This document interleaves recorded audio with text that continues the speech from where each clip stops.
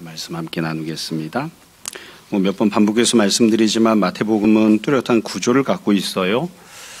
그래서 8장부터는 예수님께서 행하신 일들이 나옵니다.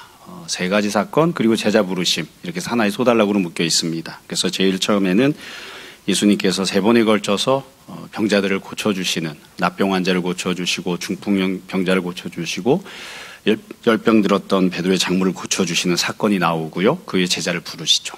그 다음에 다시 세 가지 예수님께서 기적을 행하시는 내용들이 나옵니다. 첫 번째 기적은 바람과 광풍이 부는 그 바다를 잔잔케 하셨던 기적이고요. 두 번째는 지난주에 보았던 가다라 지역에 있던 귀신 들린 자에게서 귀신을 쫓아내시고 또 귀신 들린 돼지떼를 쫓아내시는 사건입니다. 오늘 이 본문이 세 번째 예수님이 행하신 기적이에요. 그러니까 오늘 이 내용까지 보고 나면 다음 주에는 예수님이 다시 제자를 부르시는 그런 내용이 나오게 됩니다. 이 9장 1절부터 8절 내용이 별로 어려운 내용도 아니고요. 또 굉장히 낯선 그런 내용도 아닙니다. 어찌 보면 잘 알고 있는 내용이지만 다시 한번 살펴보고 또 알고 있던 것들을 다시 한번 또 기억해보고 또 여지껏 몰랐던 것들도 다시 생각해보는 시간이 되었으면 합니다. 본문이 1절부터 8절까지 사건 전개를 따라서 발단, 전개, 절정, 결말 이런 식으로 흘러갑니다. 먼저 1절, 2절에 보면 사건이 나와요. 1절을 보시면 예수께서 배에 오르사 건너가 본 동네에 이르시니, 그러니까 예수님께서 원래 사시던 본래 동네에 가신 거예요. 2절에 침상에 누운 중풍병자를 사람들이 데리고 오거늘 이렇게 되어 있습니다. 그러니까 여기 보면 중풍병자가 당사자죠. 근데 아마 자기 자신은 직접 예수님을 찾아올 그런 힘도 형편도 안 된 것 같아요. 그러니까 침상에 누워 있었고 본문은 그렇게 기록하진 않았지만 아마 침상채 주변에 있던 사람들이 다 둘러매고 예수님을 데리고 온 것 같습니다. 그러니까 이렇게 해놓고 보면 앞에 나왔던 치유기적과 비슷한 사건이 있었죠. 치유기적 안에 보면 백부장이 사랑하는 하인이 있었는데 그 사람이 직접 예수님을 찾아오지 못해요. 그러니까 백부장이 예수님을 찾아왔죠. 그러니까 자기의 문제가 아니라 자기가 사랑하는 사람의 문제를 예수님께 들고 왔던 거예요. 그러니까 지금도 마찬가지여서 여기는 물론 당사자도 예수님을 찾아왔지만 자기 힘만으로는 찾아갈 수 없으니까 주위에 있는 사람들이 예수님께 데리고 나오는 그런 행동을 한 겁니다. 자, 이렇게 데리고 나오니까 그 뒤에 보면 2절 중간에 예수님께서 하셨던 말씀들이 나옵니다. 이렇게 되어 있어요. 예수께서 그들의 믿음을 보시고 중풍병자에게 이르시되 작은 자야 안심하라 네 죄 사함을 받았느니라 이렇게 말씀하십니다. 여기 보면 우리가 잘 알지만 그들의 믿음을 보셨다 이렇게 되어 있어요. 예수님께서 믿음을 보시고 반응하시는 거예요. 그래서 이 사건의 일정 부분은 믿음으로 인해서 구원을 받은 또 믿음으로 인해서 치유를 누린 그런 사건이라 할 수 있습니다. 그리고 예수님께서 독특하게도 네 병을 고쳐주겠다 이렇게 말씀하시는 게 아니라 네 죄 사함을 받았다 이렇게 말씀하셨죠. 자, 이러면서 이제 사건이 시작이 됩니다. 여기에서 우리가 한 가지만 짚어보고 뒤로 넘어가려고 해요. 언제나 이런 사건을 볼 때마다 늘 말씀드리는 겁니다. 백부장 사건 때도 똑같이 말씀을 드렸어요. 어떤 사람이 죽은 다음에 천국에 가느냐 지옥에 가느냐 이 문제 말고 어떤 사람이 이 땅에서 삶을 살아가면서 육체적으로 어떤 어려움을 갖게 되었을 때, 그러니까 가령 질병에 걸렸거나 아니면 경제적으로 어려움을 만나거나 아니면 자식에게 문제가 있을 때 이럴 때에 반드시 당사자가 믿음을 가져야 되느냐? 제일 좋은 건 당사자가 믿음을 갖는 겁니다. 당사자가 기도하면 그것이 응답을 받고 또 주님께 구원을 받아 누리곤 합니다. 그런데 성경에 나오는 여러 사건들을 보면 설령 당사자가 믿음이 없다 하더라도 제3자가 믿음을 가지고 주님을 찾아 나오면 주님께서 그 믿음을 보시고 전혀 믿음이 없는 기도하지 않는 그런 당사자의 문제를 해결해 주시는 경우들이 굉장히 많이 나옵니다. 또 구원을 받을 때 치유를 받을 때 믿음이 없었음에도 불구하고 주님께서 그 사람의 질병을 고쳐주시는 경우도 굉장히 많아요. 그러니까 찾아가건 아니면 주님이 찾아오시건 내가 가건 내 옆에 있는 사람이 가건 믿음을 가지고 주님 앞에 서면 주님께서 그 믿음을 등한히 여기지 않고 항상 은혜로 채워주시는 그런 경우들이 참 많습니다. 그래서 부모들이 종종 불신앙의 자녀를 위해서 기도할 때 응답 받습니다. 또 친구들이 불신앙 갖고 있는 친구의 어려운 문제에 대해서 기도할 때 응답 받습니다. 이렇게 시간이 지나고 나서 이렇게 생각해 보면 내가 기도하지 않았는데, 내가 믿음이 없었는데, 그런데 내가 어떻게 이렇게 평안하게 지내고 또 형통함 가운데서 건강하게 살 수 있었을까? 해답은 간단합니다. 내가 믿음이 있었기 때문이 아니고요. 내 옆에 누군가가 기도해 주었기 때문입니다. 나를 사랑하고 생각했던 누군가가 내 문제를 주님 앞에 내어놓았기 때문에 주님께서 그래서 불쌍히 여기시고 긍휼히 여기셔서 은혜를 베푸셔서 내가 여지껏 이렇게 평안하게 건강하게 지내온 때가 얼마나 많은지 모릅니다. 그러니까 이게 지금 사건이 이렇게 전개가 되기 시작한 거예요. 자, 그 뒤에 사건이 이렇게 벌어진 뒤에 그 사건이 전개가 됩니다. 3절부터 6절까지 내용이에요. 3절에 보시면 서기관들이 했던 반응이 나와요. 예수님께서 네 죄사함을 받았다 말씀하시니까 3절 어떤 서기관들이 속으로 이릅니다. 이 사람이 신성을 모독하도다. 이게 서기관들이 품었던 생각인데요. 제가 이런 본문 볼 때 보면 이 서기관들은 굉장히 점잖은 사람들이었던 것 같아요. 앞부분에 나왔던 사건을 생각해 보세요. 풍랑을 만났던 사건 생각해 보시면 제자들이 속으로만 예수님께 불만을 토로하나요? 천만에요. 예수님 발로 걷어찹니다. 막 욕설을 막 늘어놓죠. 우리 다 이렇게 죽게 생겼는데 잠이 오느냐? 그러면서 고함을 질러대는 그런 모습으로 예수님께 함부로 대해요. 사람은 누구나 어려움을 만나면 그렇게 예수님께 함부로 행동하는 경우들도 생기곤 합니다. 옳지는 않지만. 여기 나오는 서기관들은 다른 본문들에 나오는 바리새인들이나 예수님 제자들과는 달라요. 마음에 안 드는 구석이 생겼는데 속으로만 생각을 해요. 속으로만. 굉장히 점잖은 거죠. 사실 이런 내용들은 겉으로 다 표현을 하는 게 맞는 것 같은데 일단 삭히고 안으로 그냥 생각하는 게 그럼 뭐라고 생각했는가? 이 사람이 신성을 모독하도다. 두 가지 표현밖에 없지만 다 중요하죠. 여기는 이 녀석은 사람에 불과한데 어떻게 지가 죄를 용서한다고 하지? 이건 신성모독이야. 이렇게 생각한 겁니다. 우리 본문에는 점잖게 이 사람이 이렇게 표현했지만 아마 이들이 속으로 생각할 때는 이 녀석이, 이 자식이 혹은 이 새끼가 이렇게 생각했겠죠. 사람이잖아. 지가 아무리 잘나고 대단해봤자 사람이잖아. 여기 있는 이 녀석은 사람에 불과한데 이 사람이 어떻게 하나님만 죄를 용서하실 수 있는데 자기가 죄를 용서한다. 이렇게 신성을 모독하느냐. 이런 생각을 가진 거예요. 이런 신성을 모독하는 이런 행동들을 한 것에 대해서는 방금 말씀드렸지만 겉으로 표현하는 게 적절한 겁니다. 이야기해야 돼요. 그건 하나님의 위치를 네가 넘보는 것이고 악하게 행동하는 것이다. 그렇게 이야기해야 됩니다. 여튼 이렇게 속으로 생각한 거예요. 여러분 이 서기관들의 했던 표현은 우리가 중요하게 잘 생각해야 되는데 왜 그러냐면 아주 정확한 생각이기 때문에 그렇습니다. 사람은 죄를 용서 못합니다. 오직 한 분 하나님만 죄를 용서하실 수 있습니다. 늘 반복해서 말씀드렸던 거 다시 한번 설명할게요. 구약시대 때 이스라엘 백성들이 죄를 용서받기 위해서는 제사를 드렸습니다. 그러면 제사가 죄를 용서하는 능력이 있는가? 없습니다. 제사는 죄를 용서 못합니다. 제사 제도는 하나님이 만드신 거죠. 하나님께서 사람들의 죄를 용서하기 위해서 제사라는 제도를 만드셨어요. 하나님이 만드셨고 그 하나님을 향한 믿음, 하나님을 향한 소망을 품고 나와서 순종하는 모습으로 제사를 드리면 하나님께서 죄를 용서하시는 겁니다. 그래서 제사 자체는 죄를 용서하는 능력이 없어요. 세례도 마찬가지죠. 세례를 받으면 죄를 용서받았었는데 세례 자체는 죄를 용서하는 능력이 없습니다. 세례를 받으면 그 모습을 보시고 그 세례를 받는 사람의 믿음을 보시고 하나님이 죄를 용서하시는 거예요. 그래서 하나님 한 분만 죄를 용서하십니다. 이건 회개도 마찬가지예요. 우리가 회개하면 죄 용서받죠. 그러나 회개 자체는 죄를 용서하는 능력이 없어요. 우리가 하나님을 향해 간절한 마음으로 우리 죄를 용서해 주십시오. 믿음으로 고백하면 그 모습을 보시고 하나님께서 죄를 용서하시는 거죠. 그러니까 지금 서기관들이 지가 사람인데 어떻게 죄를 용서한다고 하지? 하나님 한 분만 죄를 용서하실 수 있는데 이렇게 이야기한 건 굉장히 타당한 생각이에요. 틀린 생각이 아닙니다. 자, 그러면 이와 같은 올바른 생각에 대해서 예수님께서는 그걸 아시고 뭐라고 말씀하셨는가? 보면 이 사람들에게 두 가지 반문을 하시고 그 위에 진짜 하시려는 말씀을 하십니다. 첫 번째 반문은 이거예요. 4절 두 번째 줄입니다. 이르시되 너희가 어찌하여 마음에 악한 생각을 하느냐? 사람마다 조금 다른 느낌을 가질 수 있는데요. 저는 이런 부분 굉장히 중요하게 생각합니다. 예수님이 첫 번째 반문이에요. 너희가 어찌하여 악한 생각을 하느냐? 여러분 예수님께서 서기관들이 품었던 생각을 뭐라고 말씀하셨죠?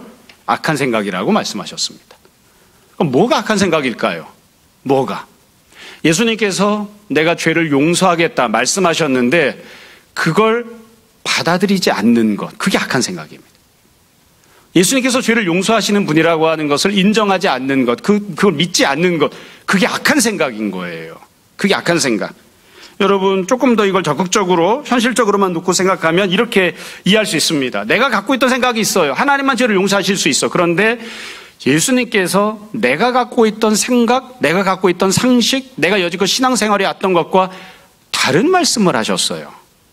내가 알고 있는 것과 다른 말씀을 예수님이 하셨어요. 그때에 내 생각이 틀렸습니다. 이렇게 나를 내려놔야 되는데 그게 아니라 내가 갖고 있는 생각이 100% 올바른 생각이기 때문에 예수님이 잘못된 말씀하시는 거지 예수님이 틀린 말씀하시는 거지 이렇게 생각해요. 그러면서 스스로 본인은 그렇게까지 심각하게 생각하지 않겠지만 스스로 하나님의 자리에 앉아서 자기 생각, 자기 기준을 가지고 예수님을 판단해요. 그걸 악한 생각이라고 하는 겁니다. 예수님께서 이걸 명확하게 규정하셨어요. 악한 생각이. 여러분 솔직하게 있는 그대로 현실을 생각해 봅시다. 여기 나오는 성인가들이 정말 지독하게 나쁘고 어리석은 사람이라 이런 생각을 했을까요? 아니에요. 우리도 이 자리에 있었으면 이렇게 생각했을 거예요. 우리도 그렇잖아요. 내가 기대했던 것과 예수님이 다른 응답을 하시면 주님 다시 한번 생각해 보세요. 말씀이 좀 잘못된 거 아닙니까? 주님 다시 한번 생각해 보세요. 왜 기도에 응답을 안 하시고 그렇게 하십니까? 우리가 주님께 그렇게 반론을 한다고요. 그때 우리는 어떻게 생각하냐면 지극히 타당한 논리적인 합당한 할 수 있는 반론을 제기했다고 생각해요. 근데 예수님 뭐라고 하세요? 악한 생각을 했다라고 말씀하세요. 이게 악한 겁니다. 예수님께서 첫 번째 서기관들에게 말씀하세요. 너희 왜 악한 생각을 하느냐 이렇게 말씀하세요. 그리고 나서 두 번째로 반론을 하십니다. 5절에 보면 이렇게 돼 있어요. 내 죄사함을 받았느니라 하는 말. 이게 첫 번째 말이에요. 두 번째로 일어나 걸어가라 하는 말. 이 두 가지 말 중에 어느 것이 쉽겠느냐 반론을 하세요. 이게 굉장히 당연한 쉬운 질문임에도 불구하고 이 질문 가지고 목사님들 사이에 굉장히 논쟁이 많습니다. 저도 동기 목사님들과 이것 때문에 몇 번 논쟁을 하고 있어요. 어떤 말이 쉬운 건가? 죄를 용서한다는 말과 그리고 상을 가지고 일어나 걸어가라는 두 가지 말 중에 어떤 것이 쉬운 것이냐. 틀린 대답할까 봐 늘 제가 먼저 이야기하죠. 쉬운 건 일어나서 돌아가라, 걸어가라 하는 말씀이 쉬운 겁니다. 죄를 용서한다라고 하는 말씀이 더 어려운 말씀입니다. 그러니까 예수님은 지금 어려운 말씀을 하신 거예요. 사실 예수님 입장에서는 죄를 용서하는 것이나 병자를 고치는 것 둘 다 어렵지 않아요. 다 쉬워요. 말씀으로 천지를 창조하신 분이기 때문에 주님께는 아무것도 어렵지 않아요. 그런데 지금 현실을 보면 예수님께서 만약에 일어나서 걸어가라 말씀하셨으면 아무 문제가 안 됐을 거예요. 그 사람이 고침을 받았으면 사람들이 좋아했을 것이고 예수님을 칭송했을 겁니다. 그리고 이런 종류의 말씀은 일어나 걸어가라 이런 식으로 병을 고쳐주시는 말씀을 여지껏 계속 해오셨어요.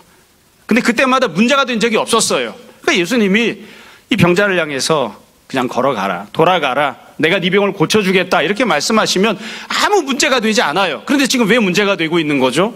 예수님께서 내가 네 죄를 용서하겠다 이렇게 말씀하셨기 때문에 문제가 되고 있는 거예요. 여지껏 안 하셨던 말씀을 하셨기 때문에 문제가 되고 있는 거죠. 그러니까 주님께서 지금 어려운 말, 문제가 되는 말, 주님께 도움이 되지 않는 말, 사람들이 순순하게 받아들일 수 없는 껄끄러운 말씀을 하고 있는 거예요. 그리고 지금 반문하시는 거죠. 어떤 말씀이 더 어려운 말일까?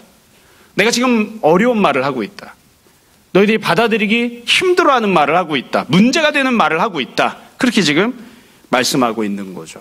그리고 주님이 반문하시는 거죠. 왜 이렇게 이야기했을까? 예수님 뭐 바보 천치가 아니죠?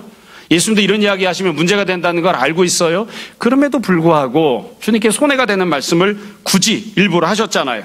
주님께서는 이렇게 말씀하신 이유와 목적이 무엇인지를 6절에 설명하십니다. 이 6절이 오늘 본문에서 핵심입니다. 이 말씀을 하시기 위해서 여지껏 사건들이 벌어지고 주님이 말씀하시고 한 거예요. 이렇게 말씀하셨죠. 그러나 인자가 세상에서 죄를 사는 권능이 있는 줄을 너희로 알게 하려 하노라. 이게 예수님 오늘 말씀하시려고 하는 핵심입니다. 여러분 이 내용 두 가지. 하나는 인자가 세상에서 죄를 사는 권능이 있다. 이게 첫 번째 말씀이고요. 두 번째 말씀은 너희가 그것을 알게 하려고 일부러 이렇게 말을 하고 이 사건을 진행시킨 것이다. 이렇게 말씀하신 겁니다. 여러분 원래 죄는 아까 말씀드린 것처럼 누구만 죄를 용서하시나요? 하나님만 죄를 용서하십니다. 하나님은 어디 계시죠? 성전에 계신 게 아니에요. 하나님은 천국의 하늘 보좌의 좌정에 계십니다. 그렇기 때문에 지상에 있는 성전에서 혹은 다른 곳에서 죄를 용서해달라고 제사를 드리건 세례를 받건 회개를 하면 그 죄는 어디에서 용서함을 받는가? 하나님께서 계신, 하나님이 죄를 용서하시니까 하나님이 계신 천국 보좌에서 죄사함을 받는 겁니다. 거기서 죄사함의 선포가 이루어지는 거예요. 천국에는 하나님 보좌에서 하나님께서 죄를 용서하신다고 선포하시기 때문에 그 말씀을 듣고 성소에 있는, 지상에 있는 성전에서 제사장들이 내가 네 죄를 용서한다, 그렇게 대리해서 선포하는 거예요. 그런데 지금 주님이 전혀 새롭게 말씀하시죠. 이렇게 말씀하십니다. 인자가 하나님이기 때문에, 인자가 하나님의 독생자이기 때문에, 인자가 죄를 용서하는 권능을 갖고 있기 때문에, 인자가 있는 바로 이곳에서, 이 땅에서도, 하늘 보좌가 아니라 이 땅에서도 내가 너의 죄를 용서한다.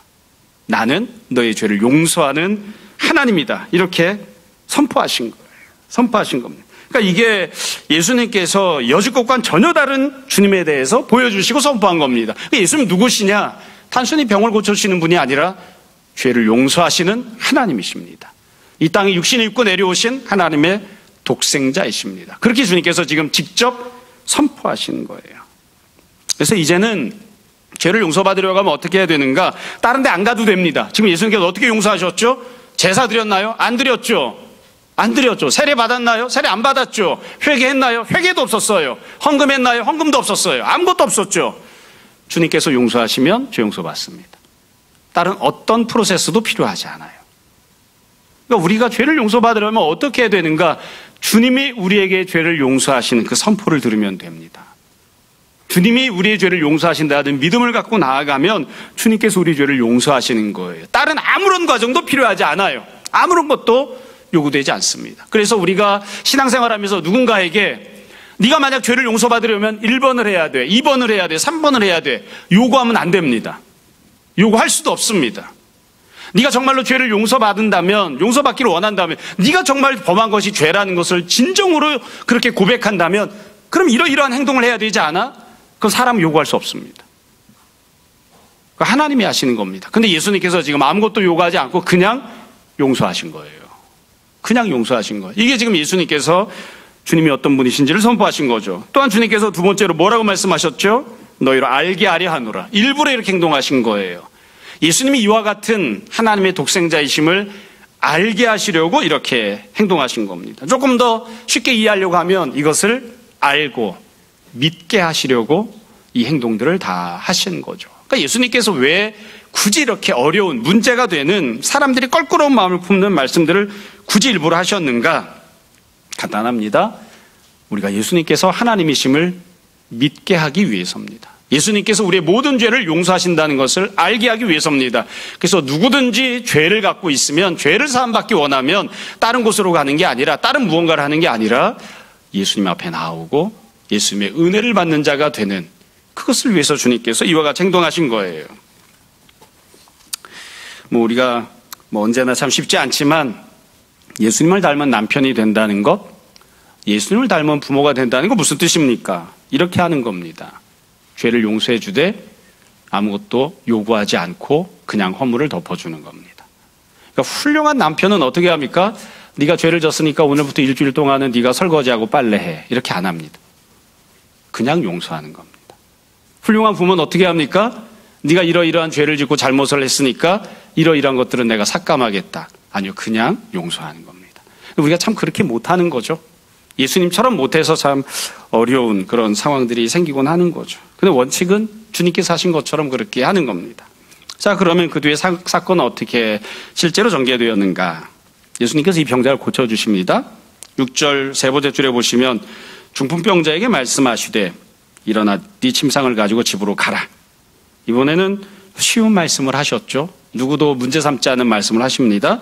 그러니까 7절에 보면 그가 일어나 집으로 돌아갔다. 예수님 말씀 그대로 성취가 되었죠.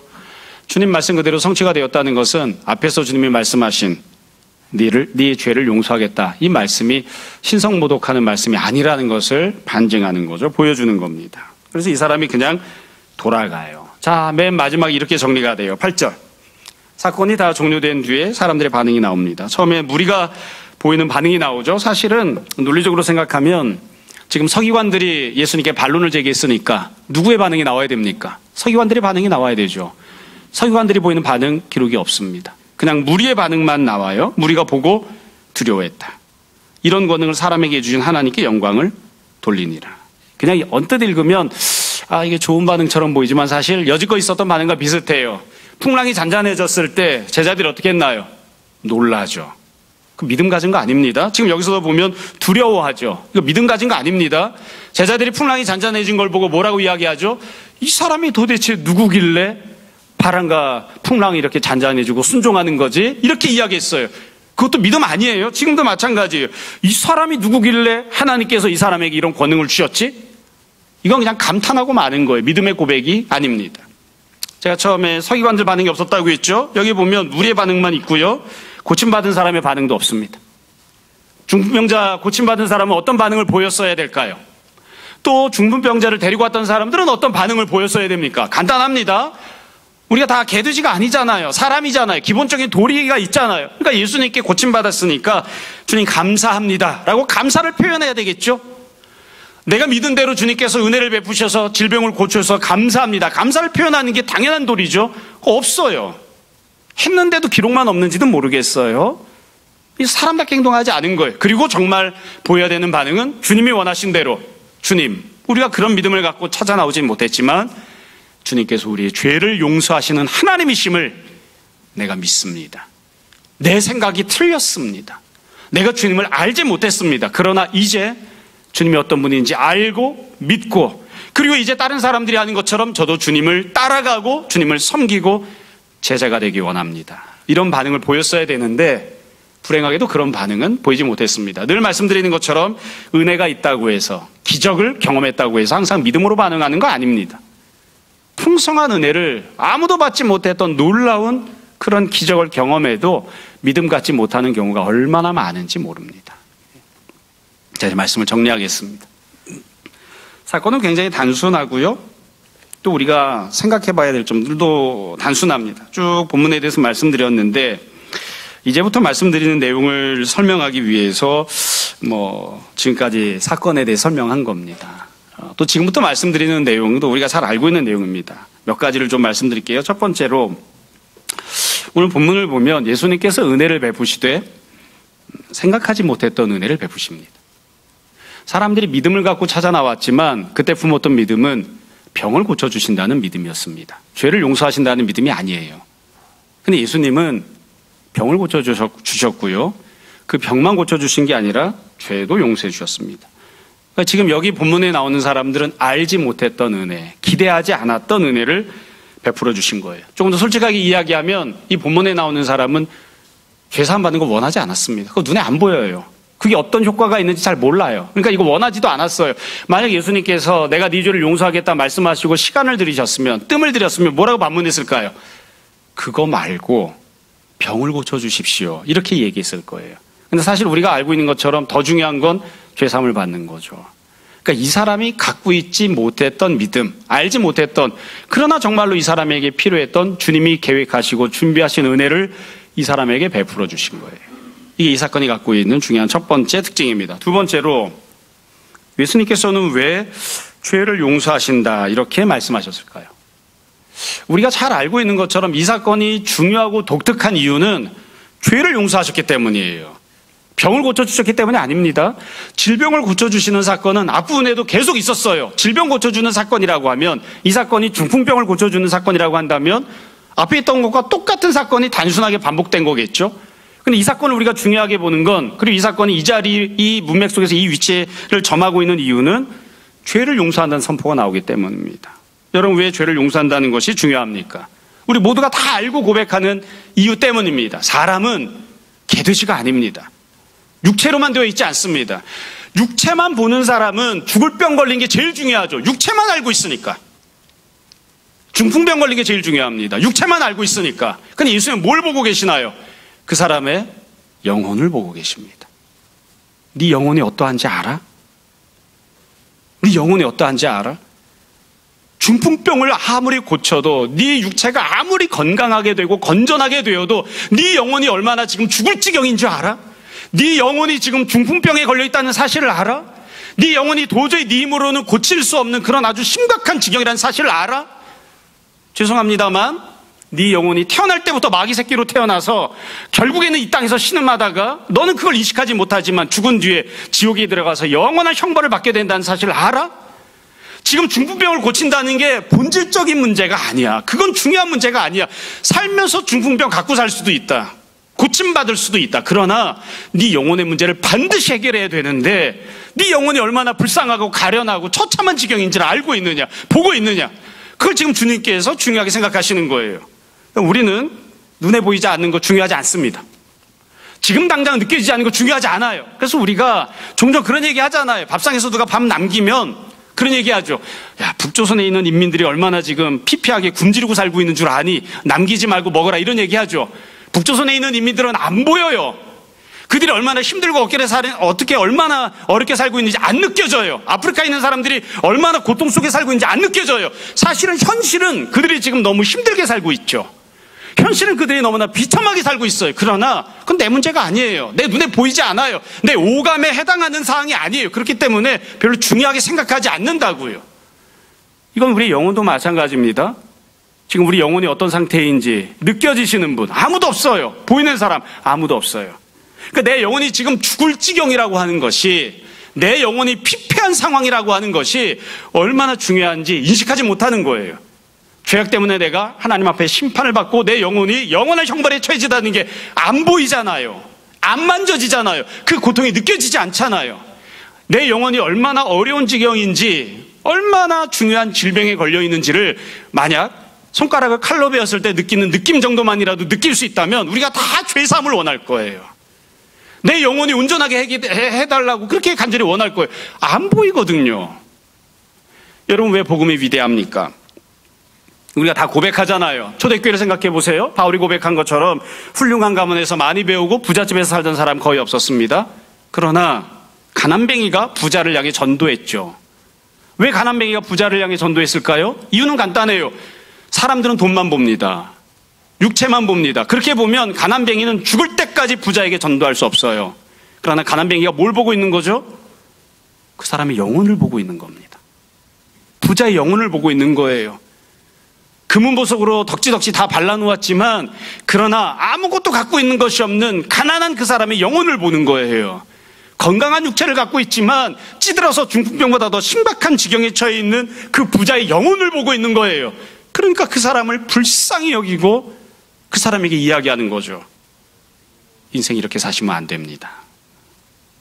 당신이 얼마나 불쌍한 사람인 줄 아십니까? 예수님 믿으셔야 됩니다. 그렇게 이야기하는 거예요. 초대교회를 생각해 보세요. 노예들이 왕족에게 전도를 했습니다. 어떻게 노예가 왕족에게 전도를 했죠? 어떻게 노예가 왕족에게 전도를 했나요? 이유는 간단해요. 사회적 신분만 보면, 물질적으로 눈으로 보이는 것만 놓고 보면 노예는 죽을 때까지 가난하고 힘들고 불쌍한 사람이, 개되지만도 못한 존재처럼 보일지도 몰라요. 그러나 노예가 왕족의 영혼을 보는 겁니다. 저 사람의 영혼이 얼마나 불쌍한데, 저러고 있다가 지옥에 갈 텐데, 저러고 있다가 하나님께 심판을 받을 텐데, 그 사람의 영혼을 보는 거예요. 그러니까 불쌍하게 생각하고 복음을 전하는 거죠. 지금 예수님께서 그 말씀을 하시는 거죠. 중풍병자에게 너는 네 영혼이 어떤지를 아니? 네가 지금 현재 어떤 지경인지를 아니? 그 이야기를 하고 계신 거예요. 이 본문이 담고 있는 핵심적인 주제인 거죠. 예수님께서 그 사람의 영혼을 불쌍히 여기신 겁니다. 육체는 고침받아도, 중풍병 고침받아도 만약 영혼이 고침받지 못한다면 건강한 몸을 갖고 살다가 결국 심판을 받겠죠. 참 우리가 살다 보면 이런 비슷한 일들 참 많이 만납니다. 세상적으로 보면 남부러울 곳이 없고 부족한 것이 없고 그 사람이 원하던 모든 것들이 다 이루어져서 참 형통한 사람, 또 부귀영화를 누리는 사람, 아무도 함부로 대할 수 없는 사람인데 근데 결국 신앙을 버리게 되거나 신앙을 잃어버리는 사람들이 있어요. 정말 중요한 걸 잃어버린 거죠. 아이들에게 이야기하는 식으로 이야기하면 국어를 냅다 팠는데 수학에서 빵꾸 난 거예요.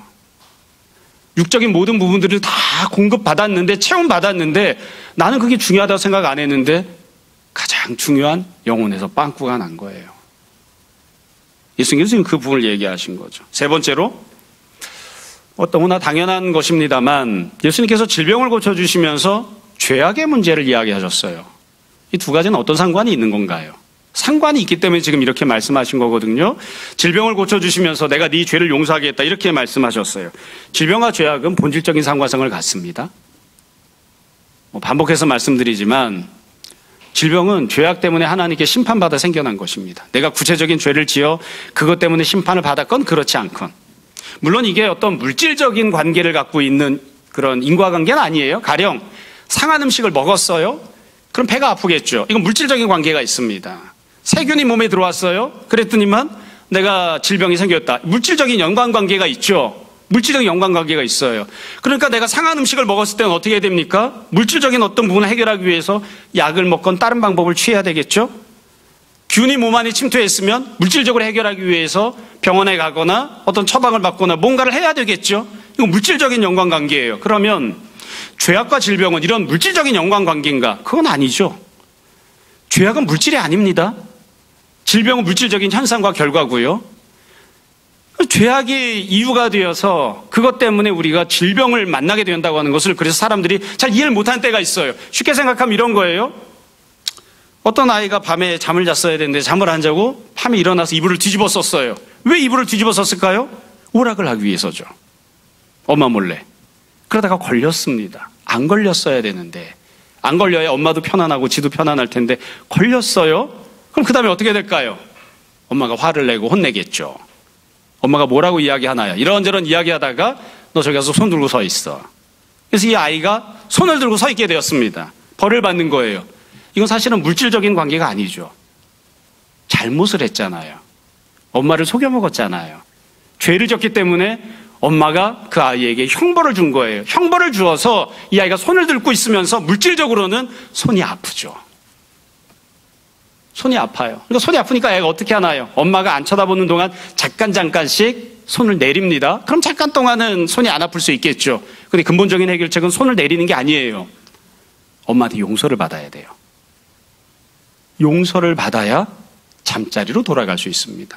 그러니까 지금 예수님께서 죄 때문에 질병이 와서 죄의 문제를 해결해 주시는데 이 죄와 질병의 문제는 원인과 결과이긴 하지만 물질적인 그런 관계는 아니에요. 종종 성도들이 또 불신자들이 예수님 믿기 어려운 사람들이 그런 질문을 해요. 십자가에 달려 예수님이 죽으셨다. 근데 예수님이 죽었는데 나랑 무슨 상관이야? 나랑 무슨 상관이야? 예수님이 십자가에서 죽었는데 그게 어떻게 내 죄를 씻어줘? 죄를 물질이라고 생각하니까 뭘 씻어내리는 줄 알아요? 그런 관계가 아닌 거죠. 하나님께서 죄를 보고 심판을 선포하셨는데 예수님께서 십자가에 달려 죽으시고 그 예수를 믿는 믿음을 가지면 그 믿음을 갖는 사람을 보시고 하나님께서 죄를 용서하시는 거예요. 하나님께서. 여러분, 그래서 우리가 다 알고 고백하잖아요. 죄악 때문에 생겨난 여러 가지 하나님이 주시는 심판과 형벌들이 있습니다. 가난, 질병, 관계의 파탄, 우울, 기타 등등 모든 것들을 사실은 하나님이 원하지 않지만 심판과 형벌 때문에 이 땅에 들어와서 존재하고 있는 것들이 있어요. 그런 상황을 만났을 때 우리가 어떻게 해결합니까? 아파요? 질병에 걸렸으면 어떻게 해야 되나요? 물질적인 관계를 해결하기 위해서 병원에 가야죠. 그건 우리가 다 알고 고백합니다. 병원에 가는 것만으로 해결되지 않습니다. 그건 하나님과의 관계가 회복되어야 되는 부분입니다. 그러니까 기도하러 나오는 거예요. 그러니까 하나님의 은혜를 구하는 거예요. 조금 더 온전하게 주님을 섬기겠다고 하는 거예요. 신앙이 회복되지 않으면 병원에 가서 그 병을 고쳤어도 그 문제가 본질적으로 해결되는 것이 아니기 때문에 하나님께 용서받은 것이 아니기 때문에 계속 남아있어요. 예수님께서 지금 죄를 해결하십니다. 죄의 문제를 해결하세요. 그래서 생각해 보시면 여지껏 나왔던 사건들, 주님이 행하셨던 세 가지 기적들은 순차적인 사건, 순차적인 성격을 갖고 있어요. 제일 처음에 나왔던 기적은 무엇이냐면 예수님께서 배를 타고 바다를 가시는데 풍랑이 일어난 거죠. 바람과 풍랑이 일어났어요. 사람들은 그냥 바람만 봅니다. 풍랑만 봐요. 겉으로 드러난 껍데기 문제가 있는 거예요. 예수님 해결하셨습니다. 껍데기를 해결해 주신 거예요. 그 다음 사건이 무엇입니까? 가다라 지역에 있었던 귀신 들린 사람입니다. 사람이 막 귀신 들려서 아무도 그 옆에 지나갈 수 없어요. 현상만 있는 게 아니고요. 그 현상이 왜 생겼는지를 알고 있어요. 귀신떼 때문입니다. 마귀 때문입니다. 그러니까 이 두 번째 기적은 조금 더 본질로 들어간 거예요. 껍데기가 풍랑이 되었건 껍데기가 질병이 되었건 그것만이 문제가 아니라 그 안에는 무엇 때문에 이 문제들이 생겼는가 마귀가 판을 치고 있는 거죠. 귀신떼가 왕노릇하고 있는 겁니다. 그래서 이런 현실들이 생긴 거예요. 조금 더 본질 안으로 들어갔어요. 지금 세 번째 사건입니다. 있으면 어떻게 하시죠? 귀신들을 쫓아내실 뿐만 아니라 죄를 용서하십니다. 가장 깊은 문제는 무엇이냐? 죄악 때문이에요. 죄의 문제를 해결하지 않으면 판치고 활개치는 왕노릇하는 마귀의 문제를 해결할 수 없고요. 그걸 해결하지 않으면 껍데기로 드러나고 있는 질병과 다른 여러 종류의 문제들도 해결할 수 없어요. 조금씩 더 본질로 들어간 거예요. 그래서 예수님께서 지금 어떻게 문제를 해결하시는가를 보면 첫 번째 껍데기 해결해 주십니다. 두 번째 그 안에 들어가 있는 속 문제도 해결하십니다. 세 번째 가장 뿌리 깊이 박혀 있는 가장 근본적인 문제를 해결해 주십니다. 그러니까 우리가 그냥 흔히 이야기하는 식으로 이야기하면 예수님께서는 우리의 전인격을 구원하세요. 우리 육체의 문제를 해결하시는 분이 아니라 그것만이 아니라 우리의 마음도 그리고 우리의 영혼도 온전하게 하시고 건강하게 하시는 새로운 피조물로 거듭나게 하시는 은혜를 베푸십니다.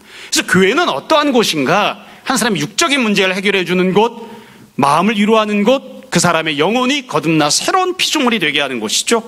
그런 의미에서 자유케 하는 일을 하는 곳이 교회입니다. 그게 바로 복음의 능력이죠. 주님께서 그 모든 은혜를 베푸시겠다고 말씀하시는 거예요. 사람들은 껍데기를 봅니다. 우리는 껍데기만 봐요. 대학만 가면 돼요. 질병만 고치면 돼요. 내가 갖고 있던 계획만 이루어지면 돼요. 주님은 그렇게 말씀하지 않으세요. 그거 해결해도 그 안에 다른 문제가 있어. 그래서 껍데기 문제는 계속 생길 거야. 그 안에 무슨 문제가 있는데 귀신떼를 쫓아내야지. 마귀가 왕노릇하고 있는데 그 귀신떼를 마귀떼를 쫓아내야지. 마귀떼 안에는 무엇이 잠겨 있나요? 죄악의 문제가 도사리고 있죠. 죄의 문제를 해결하지 않으면 결코 자유함을 누릴 수 없다. 예수님께서 모든 부분들에서 해결함을 베풀어 주시는 겁니다. 물론 우리가 죄를 용서받으면 그 순간 모든 껍데기 문제와 또 마귀떼와 모든 죄 문제가 다 한꺼번에 해결되어서 아무런 문제도 없는 세상으로 가는가? 그건 아니에요. 어찌 보면 좀 안타깝기도 하고 가끔 우리가 주님을 향해 불평을 제기하잖아요. 예수님께서 십자가에 달려 돌아가시고 우리를 질병에서 고쳐주셨으니까 이 땅에 존재하는 모든 바이러스를 다 없애주시면 되잖아요. 안 없애주시죠. 불신자도 바이러스에 걸리고요. 신자도 바이러스에 걸려요. 그냥 바이러스를 여전히 남겨두셨어요. 죄는 용서해 주셨는데 마귀떼는 쫓아내 주셨는데 바이러스는 남겨두셨어요. 결국 그러나 우리가 고백하는 대로 바이러스가 전혀 없는 세상이 올 겁니다. 마귀떼가 전혀 왕노릇하지 못하는 세상이 올 겁니다. 우리가 다 새하늘과 새 땅 그 가운데서 주님을 찬양하고 예배하는 날이 올 겁니다.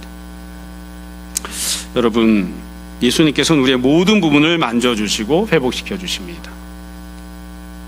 온전한 가정은 어떠한 가정입니까? 같이 모여서 밥 먹는 거 당연히 해야죠. 사람은 물질로 구성되어 있으니까요. 온전한 부분은 어떠한 부분입니까? 서로가 성욕을 해결해 주는 거 당연히 해야죠. 인간은 육체로 되어 있으니까요. 물질적인 욕구를 갖고 있으니까요. 그러나 우리가 다 알고 있잖아요. 온전한 가정은 둘러앉아서 밥만 먹으면 그게 가정인가요? 서로의 마음을 위로해주고 서로의 마음을 도닥여주고 그것만이 아니죠. 주님께서 하시는 것처럼 서로의 영혼을 따뜻하게 덮어주는, 그게 안 됐는데 어떻게 가정입니까? 그걸 하자고 가정을 회복하자고 하는 거잖아요. 예수님께서 주인이 되시고 주님께서 온전케 하시면 가정의 물질적인 문제도, 가정의 어떤 감성적인 부분도, 가정이 갖고 있는 어떤 영적인 부분들 다 온전해지는 그 은혜를 주님을 통해서 우리가 받기를 원하는 거잖아요. 교회가 그런 곳이 되어야 되고 성도는 그런 삶을 살아야 하는 것이죠. 여러분, 우리가 어디까지 보는지, 지금만 보는지 껍데기만 보는지 아니면 깊숙이 들여다보는지 멀리까지, 먼 미래까지 바라보는지를 잘 생각해 봤으면 좋겠습니다. 주님께서 바라보시는, 주님께서 은혜를 베푸시려고 하는 그것이 바로 참된 은혜이고 참된 자유입니다. 주님 앞에서 주님께서 우리의 죄를 용서하시기 원합니다. 주님께서 우리의 마음도 만져주시고 우리 삶 속에 그 어떤 마귀도 왕노릇하지 못하게 하시길 원합니다. 더불어 우리가 갖고 있는 물질적인 육적인 모든 부분도 주님께서 치유해 주시기 원합니다. 그런 간절한 소망을, 간절한 믿음을 우리가 품고 살았으면 좋겠습니다. 모쪼록 주님께서 주님의 때에 주님의 방법으로 우리 모든 부분에 온전한 자유와 회복과 치유를 베풀어 주시기를 주님 이름으로 축원합니다. 잠시 기도하겠습니다. 사랑하는 주님, 우리는 우리 눈에 보이는 것, 또 내가 원하는 것, 껍데기에 불과한 물질적인 것들이 모든 것들이라 착각하고 살 때가 참 많습니다. 그래서 내가 원했던 물질적인 것을 이루기 위해서 마귀가 왕노릇하는 것도 허용하고, 때로는 우리의 영혼이 죄악 가운데 있는 것도 무시하는 그런 때들이 얼마나 많은지 모릅니다. 아버지 하나님, 우리가 온전히 주님을 신뢰하고 소망케 하셔서 주님께서 베푸시는 은혜들을 풍성히 누리게 하여 주옵소서.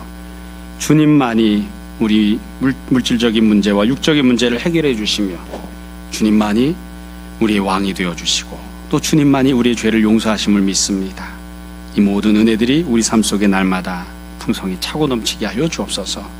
사랑하는 성도들이 품고 살아가는 여러 가지 문제들, 주님 앞에 은혜를 구하는 부분들이 있습니다.